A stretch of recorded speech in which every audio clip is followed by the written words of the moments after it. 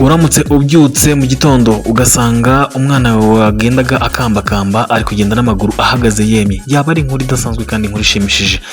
Ni nako ku banyarwanda ari inkuru idasanzwe kandi ishimishije, nyuma y'aho umuyobozi wa MTN atangaje ko nyuma yo kubaka iminara mishya bakagerageza interinete iri ku muvuduko wa 5G iri butangire gukoreshwa vuba cyane muri iki gihugu cyacu cy'u Rwanda. Uhaye ikaze kandi ndagushimira cyane wamaze kanda subscribe kuri EK TV Rwanda.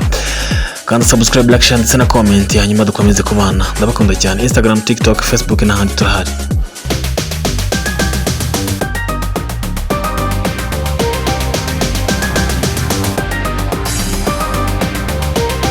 Ndabashimira kandi mbahaye ikaze.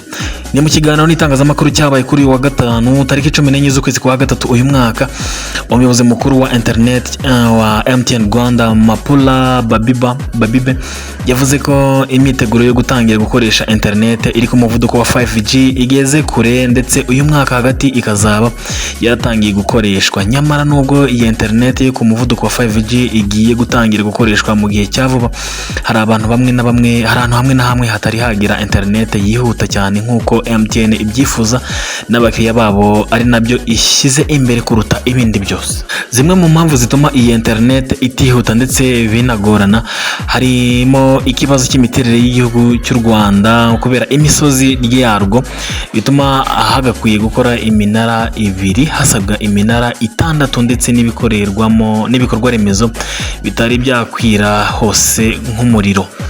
Umuyobozi wa MTN mu Rwanda Mapula Babibe yagize ati, turi gukorana n'abatekinisiye kugira ngo dukemure tunashakire umuti ikibazo cya network zigenda gake cyane mu bice by'icyaro, cyane ahari imisozi. Uko niko umuyobozi wa MTN abivuga. Kugira ngo umuntu abashe gukoresha internet ya 5G agomba kuba afite telefone nziza yabasha kuyakira. Niyo mpamvu gahunda ya make yaba ari ingenzi kugufasha abakiriya ba MTN babashe kubona telefone zakira internet neza kandi cyane. Umuyobozi ushinzwe ibya make muri MTN yavuze ko iyi gahunda yabaye ihagaze gato kugira ngo babanze bakemure bimwe mu bibazo byabonetse muri iyi gahunda, hanyuma banakosore neza kugira ngo indi gahunda nshya izaza ntizateze abakiriya bayo ibibazo cyangwa se ikibazo na kimwe.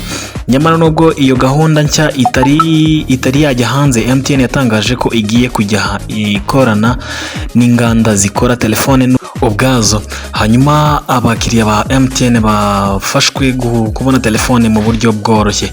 Kugeza aka kanya MTN ikoresha internet ku muvuduko wa 4G, aho mu gihugu ikora neza ku kigero cya 47, mu gihe internet ya 3G iri ku kigero cya 99.7%.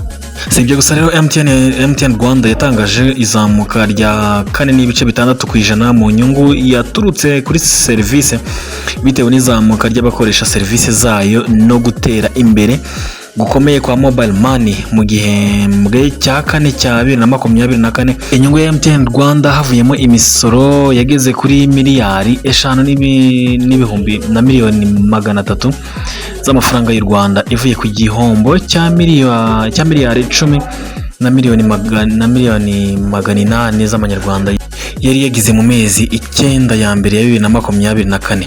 Ibi byerekana izamuka rya 328.9% ugereranyije n'igihembwe cya 4 cya 2023. Bikaba bishingiye ku kunguka kwa serivisi no ku micungire myiza y'ishoramari. MTN Rwanda yagaragaje izamuka rya 5.1% ry'abakiriya bakoresha serivisi zayo buri gihe, bagera kuri miliyoni 7.6 cyangwa se na miliyoni 600,000, bituma ishimangira umwanya wayo wa mbere ku isoko ry'itumanaho mu Rwanda. Mobile money yagize izamuka rya 33% bitewe no kwiyongera gukomeye kw'abayikoresha ndetse n'abakoresha serivisi z'ikoranabuhanga mu mafaranga.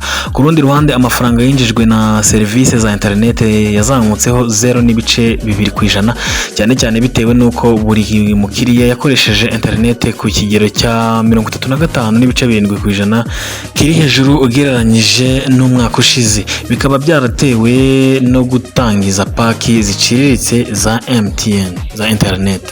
Ibi byose rero kubyumvikana hano birimo bikubiye mu mpamvu ziri gutuma MTN ishyira imbaraga mu gushyiriraho abanyarwanda n'abakorera mu Rwanda internet ya 5G igenda ku muvuduko wa 5G.